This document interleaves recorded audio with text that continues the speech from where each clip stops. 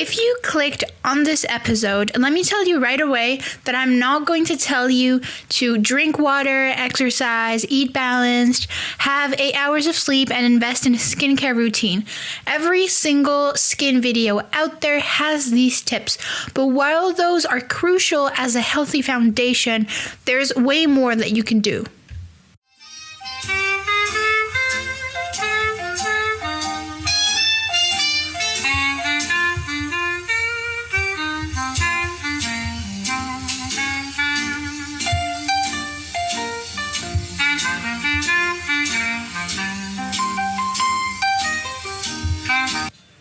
It's Nova, and you're listening to the Supernova Shift podcast. Today's episode is going to be a powerhouse for practical steps and actions you can do for healthier, clearer skin, and I really hope to surprise you with these. I am not going to repeat information that is repeated all over and over again on YouTube, all this recycled advice that has disappointed me so many times. We are all unique, and I'm sure you will find at least one step or several in this guide that will help you. First, we have 18 unconventional and practical steps, and then 15 unconventional habits that everyone normalizes, but is quietly harming your face. Let me start with a mindset shift real quick, something that I used to struggle with and honestly still do.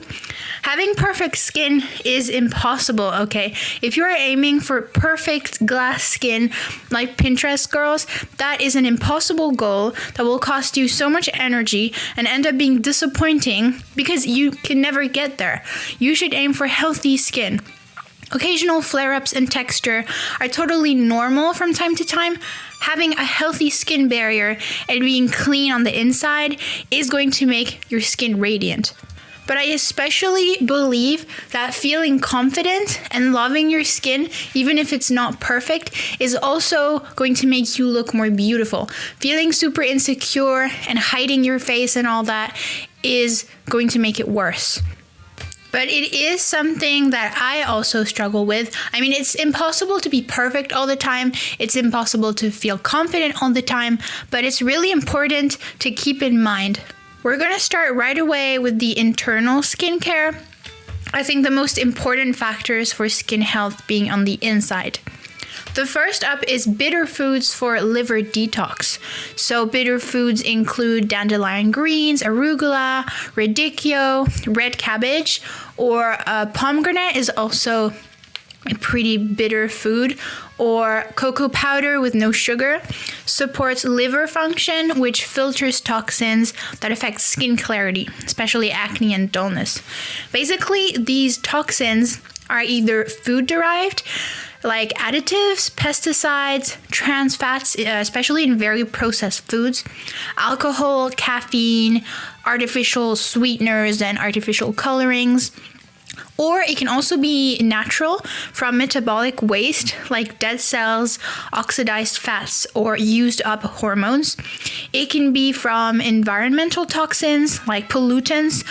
You have air pollution or microplastics, or even skincare ingredients like parabens or phthalates that are absorbed into the bloodstream.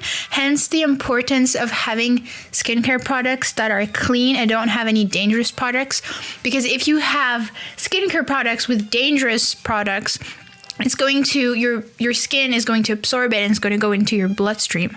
If your gut bacteria is unbalanced, it can even produce endotoxins, stressing the liver, or ammonia and histamine if protein or food is not digested properly. So the best thing you can do here is eat slowly. And if you want a lot more detail on gut health, I highly recommend you check out my other podcast episode that is entirely on gut health. The solution here is bitter foods that are going to stimulate bile production, helping your liver process toxins that can otherwise manifest as skin breakouts or dullness. So the best thing you can do is add arugula, dandelion greens, or grapefruit to one meal per day, preferably lunch or dinner. Pomegranate juice and dark chocolate can work, but you can also consume endives, beet greens, artichokes, Brussels sprouts, turnip greens, horseradish. What else do we have? Lemon and orange peel, dandelion tea, green tea, fermented olives, apple cider vinegar. Take your pick. All of these are bitter foods that you can incorporate into your diet to help with acne that is caused by toxins. The next tip is glycine-rich foods. Bone broth, gelatin, and chicken skin promote collagen production and help repair skin barriers from within. Glycine supports collagen synthesis and gut repair, both crucial for maintaining clear, firm, and hydrated skin. You can also find glycine if you hate chicken skin like me and you would never eat something like that. You also have glycine in meat, seafood, dairy, bone broth, seeds, nuts, and legumes. Your actionable step here is to either sip bone broth a few times per week or take 3 grams of glycine powder before bed to support skin repair overnight. The downside of chicken skin, because I've seen a lot of Asian girls who say their skin is really good because they eat chicken skin. The thing is that it is 99.8% fat. And a big part of that fat is saturated fats, so if you will, bad fats. I personally like to take collagen powder instead, which is even more efficient than collagen supplements you swallow. I dilute 1 tablespoon in a glass of warm water. I add unsweetened cocoa powder, and it makes a warm drink that is bitter, referencing to the first tip. But I personally like it. I don't think it's bad.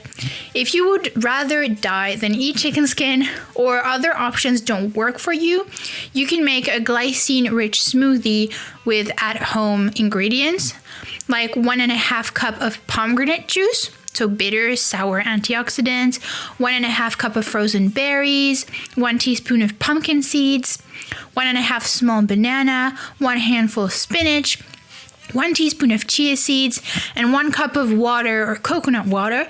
And if you're extra, you can add 1 scoop of collagen peptides. The third tip is zinc-copper balance. Basically, excess zinc without enough copper disrupts your skin healing. Small amounts of beef liver, or if you hate beef liver, spirulina, which is a type of blue-green algae that you can take under supplement form, usually powder form, can help restore that balance. A proper zinc to copper ratio ensures effective wound healing, so if you have acne that's healing or scars, and immune support without disrupting your skin. If you're supplementing in zinc, you can take 1 or 2 milligrams of copper for every 15 milligrams of zinc, or you can eat shellfish, which is very copper rich, 1 to 2 times a week.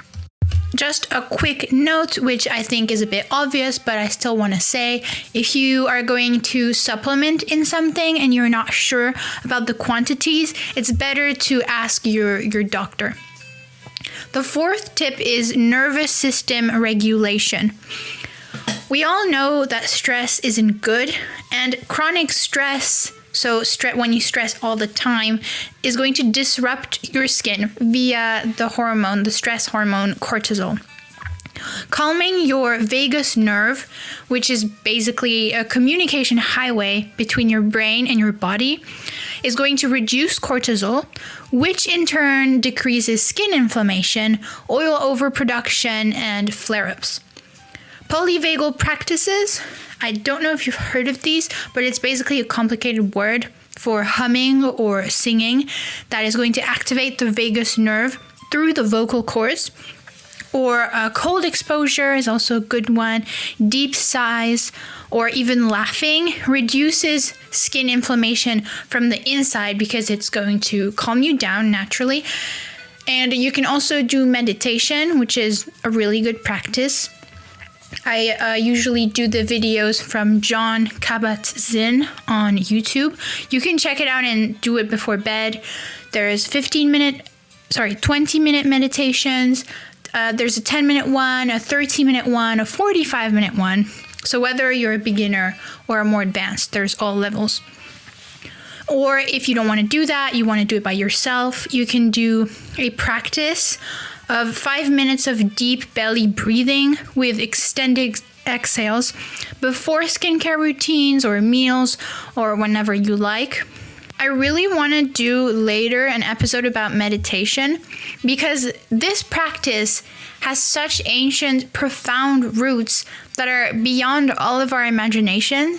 And I think that people should at least know that it is not a vulgar, inefficient practice. I think that especially Europeans are misinformed on this. But anyways, I also do saunas alternating with cold plunges whenever I can, usually during the winter because it's easier to have really cold water. You can go in a lake or something. And that helps with mental health tremendously, as well as general beauty and health. You can watch the sauna episode, which was our first episode, if you're interested. The next tip, the fifth tip, is stomach acid optimization. It might make you think of the first one, but basically low stomach acid leads to poor nutrient absorption. If you remember your biology classes from middle school, you might know this. Especially B12, iron, and zinc. Healthy stomach acid ensures your body absorbs skin critical nutrients like zinc, B12, and iron that support skin renewal. So one thing that you can do is drink a tablespoon of raw apple cider vinegar in water. Very important to not damage your teeth because of the acidity. 10 minutes before breakfast, if you don't have ulcers or acid reflux, really important. I have a friend with acid reflux. She could not do this. So once again, to avoid damaging your teeth enamel, dilute your apple cider vinegar in at least 100 milliliters of water. And if your teeth enamel is extra sensitive, you can drink it with a straw so that it goes directly at the back of your mouth and it doesn't touch your teeth that much. The sixth tip you might have heard before, but it's going to be slightly different. Lymphatic drainage by movement. The lymph system has no pump of its own, so movement flushes waste products that might otherwise congest and inflame your skin. Exercise in general, whatever kind of exercise or sport you do, it could be walking, running, yoga, swimming, Pilates, light strength training. It's going to improve your lymph flow and clear toxins that congest your skin. Self-massage also improves lymph flow. I have linked some videos here so that you can do them as a follow along. I've found the top 3 reliable video tutorials, and we have expert daily face lymphatic drainage routine by Cancer Rehab PT. I'll link it in the description. We also have lymphatic drainage facial massage by The Moments and gentle full body lymphatic flow exercises by Cancer Rehab PT. But otherwise, you can start with some deep breaths and activate your chest lymph nodes by placing one palm gently on your chest near the opposite underarm and lightly lift towards the armpit and repeat 10 to 15 times on each side. Or some chest to underarm sweep. So with your hand flat on your collarbone, you can sweep the skin gently towards the same side underarm for 10 to 15 times. Or you could do a leg massage by laying down with your legs elevated and supported against a wall, for example, and lightly stroke your skin from foot to knee. Then knee to upper thigh towards your groin and repeat 10 to 15 times. If the words are not making any sense or any images in your head, you can do some video tutorials that are really easy, and I'll link in the description. The 7th tip is circadian rhythm skin repair. Your skin regenerates most effectively at night between 10 p.m. and 2 a.m., so it is literally beauty sleep, and syncing with natural light cycles supports collagen production and healing. I can't do this in Finland because right now during the summer there is no night. It's literally there's daylight all night long, so it's not even night anymore. But if you live in a country where the times are reasonable, you can dim blue light after sunset and keep a strict sleep schedule where you preferably go to sleep and wake up at the same time every day. Getting sunlight within the first hour of waking up is also crucial. It's something that Dr. Huberman on his podcast talks a lot about, but it's because it's really important. And for our last internal skincare tip, we have sulfur-rich veggies. Consuming cruciferous veggies like broccoli, cabbage, radish, and onions is going to help detox estrogen. So what I mean by detoxing estrogen, it means that your liver processes and eliminates used up estrogen and therefore reduce hormonal acne. Sulfur aids in detoxifying estrogen and supports glutathione production, which protects the skin from oxidative stress and breakouts. Oxidative stress happens when your body has too many free radicals, aka unstable molecules, caused by natural things like breathing or digestion, but also pollution, UV rays, or a bad diet, and not enough antioxidants to neutralize them. What you can do is include 1 daily serving of cooked broccoli, cauliflower, Brussels sprouts, kale, turnips, cabbage, garlic, or onion to support detoxification and skin health.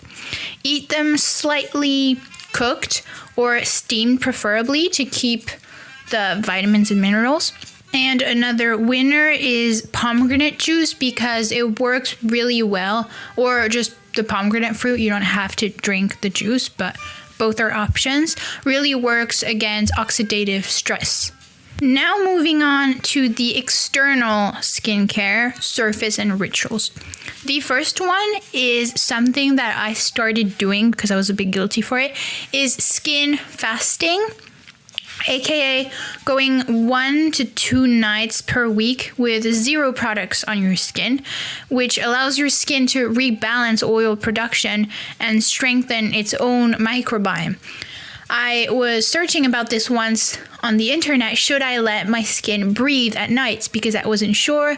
It's really dry where I live here in Finland. So I was thinking, if I don't moisturize my face at night, it's really dry. My lips start bleeding. So I wanted to know if I had to let my skin breathe.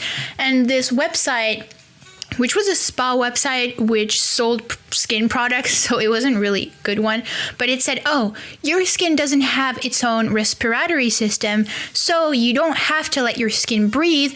That is a myth, and you can just wear products all the time. But it's not true. I mean, yes, your skin does not have its own respiratory system, like its own little lungs, but you're still putting chemicals on your skin all the time. So it's important to let your skin breathe sometimes. And I would put stuff on my skin all the time, so I started letting it rest at night sometimes. But if your skincare products are really clean, like I use aloe vera, or I make sure that all my products are free of bad chemicals, and I always check what the ingredients are. So that's really important as well. But if you can try and let your skin rest a few times a week during the night, that can be really good for your skin. Another thing that you can do, I've heard it on the internet, but really rarely, is to treat your spots with raw honey, especially manuka or wild local honey, because it's going to be more powerful in its antimicrobial properties and nourish rather than strip your pimples. Because I've heard, on the internet in the past few years, there were people putting toothpaste on their acne. I mean, what the hell?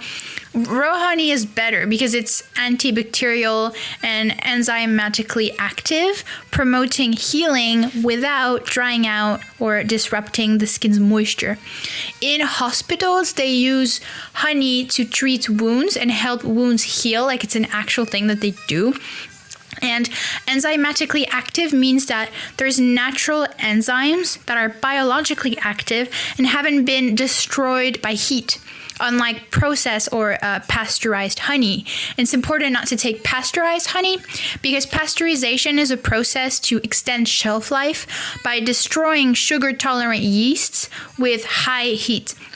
So what you can do is dab raw honey or blemishes before bed and let sit for 20 minutes, then rinse gently. I wouldn't let it sit for the entire night because it's going to go on your pillowcase and stick and all that stuff. Our next point is DIY mineral mists. Topical minerals like magnesium, maybe you supplement in magnesium and you have those little pastils at home, calm inflammation and support the skin barrier and hydration balance. It's anti-inflammatory, aids in cellular regeneration, and aids the healing of the skin. So what you can do is mix 1.5 teaspoons of magnesium chloride flakes and 50 milliliters of distilled water with a few drops of aloe vera juice in a spray bottle and mist your face after cleansing. Taking topical minerals like magnesium by swallowing them under the form of supplements is also really good for your skin, not just on the surface. I mean, some ingredients like niacinamide or hyaluronic acid, some people eat them under the form of pills instead of putting it on their skin because it's gonna work from the inside out instead of putting it topically. The next tip is cold therapy for inflammation. This technique, it can be under the form of ice rollers, ice cubes, ice water, whatever. The cold is going to constrict blood vessels, reduce puffiness and swelling, especially in acne and rosacea prone skin. I've done this no later than this morning because I had an inflamed pimple and I put an ice cube on it and it immediately looked less inflamed and hurt less. So you can ice roll, do cold face plunges, or a really good one is chilled aloe vera. Put your aloe vera in the fridge, and aloe vera is already soothing, but chilled aloe vera instantly calms skin, reduces puffiness, and tightens your pores. However, cold face plunges can be annoying to make every day. I know it was a trend at some point. And raw ice cubes on your face directly can be really irritating. So I recommend putting an ice cube wrapped in a cloth or, not that aesthetic, but you can take toilet paper and put it around the ice cube and just put it on your face or on your pimples to get rid of any 3D effect before you put on some makeup on it, for example, redness or pain. If you have a chilled face roller or chilled spoons, you can glide them across your face for 30 to 60 seconds after cleansing in the morning with chilled aloe vera for the absolute best effect. My next tip is facial reflexology. By stimulating facial reflex zones, that may improve circulation and encourage internal organ detoxification reflected through the skin. By pressing certain facial points on the cheeks, jaw, or between the brows, you're going to stimulate internal organs connected to skin zones that can help with internal balance, nervous system regulation, and blood and lymph regulation. This therapeutic technique holds roots from traditional Chinese medicine and refers to specific zones and points on the face that are connected to internal organs and systems through nerve pathways, meridians, and energy channels. It may sound weird because Europeans have such little information on this, but traditional Chinese medicine holds many powerful and efficient practices that Western medicine cannot always cure. I know what I'm talking about because I lived in Taiwan for 5 years, and when I was sick, I was prescribed traditional medicine cures that when Western medicine failed to help me. My father also went there for acupuncture because he had a really, really bad knee injury that was gravely wounded, and it helped when nothing else did. Maybe I could do an episode on my lived experience on Asia, but anyways, I digress again. So I'm going to list the points. The forehead in between the brows is linked to the liver and gallbladder. Under the eyes, that is linked to the kidneys and bladder. Your cheeks is linked to the lungs and stomach. Your jawline and chin linked to your hormones and reproductive organs. The temples to the liver, gallbladder, and also linked to your lymphatic drainage. And the side of the nose is connected to the colon and the digestion. The best reliable YouTube tutorial that I found is facial reflexology and massage from Massage with Mike, or a channel called LANSHIN, with a bunch of gua sha tutorials from an acupuncturist. So I can link both of these in the description if it's useful for you guys. The next one is using gua sha on your scalp. And it might sound that that has nothing to do with your skin, but scalp massage improves lymphatic drainage and fascia release, indirectly depuffing the face and detoxing skin tissues. Fascia is kind of like the body's spider web that holds everything together and helps with smooth muscle movement. If it's tight and dehydrated, it causes muscle tightness, restricted movement, bad posture, and face puffiness. You can do a simple gua sha massage on your scalp to enhance blood flow, which is going to support indirectly face-lifting effects and detox via lymphatic drainage pathways connected to the scalp. The best reliable YouTube tutorial is gua sha tutorial, fascia release, lift and sculpt lymphatic drainage by the organic esthetician. The 15th point is misting with herbal teas. Herbal teas like chamomile and green tea are rich in antioxidants and flavonoids that soothe irritation and protect the skin. Drinking them is even better, but as a plus, you can spray them on your face, and that can be a really good way to hydrate naturally during the day. So examples are chamomile, calendula, or green tea, especially. Green tea is like a powerhouse for your skin. And misted on your skin, it can provide antioxidant and anti-inflammatory effects.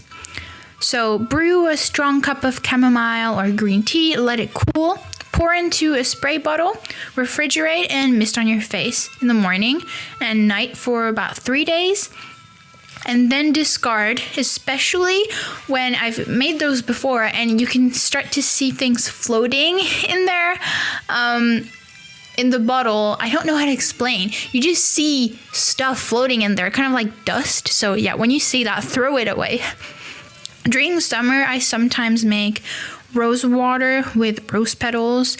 You can find tutorials on YouTube, but it's literally super simple.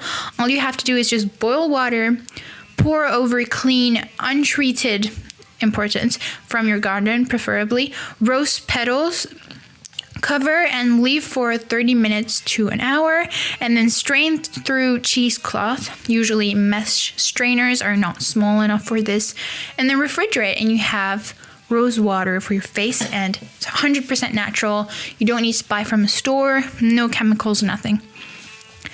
The last point is sleeping on a silk or bamboo pillowcase. This is a very famous one, that's why I put it at the end. But I had to include it in there because it's one of the things that I did for my skin that I definitely don't regret doing, because these fabrics reduce nighttime friction and bacterial buildup and really minimize irritation, wrinkles, and acne. Even during vacation, even if we're going in a hotel for a week, I will bring my pillowcases with me because I can really see the difference.